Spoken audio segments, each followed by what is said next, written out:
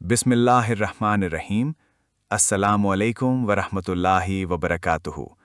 عباد بن تیمیم اپنے چچا عبداللہ بن زید مازنی سے روایت کرتے ہیں کہ نبی صلی اللہ علیہ وآلہ وسلم سے ایک شخص کے متعلق شکایت کی گئی کہ وہ نماز میں کچھ وسوسہ یعنی شبہ ہوا نکلنے کا پاتا ہے، کیا وہ نماز کو توڑ دے؟ آپ صلی اللہ علیہ وآلہ وسلم نے فرمایا، نہیں، جب تک وہ آواز نہ سن لے یا بو نہ پائے۔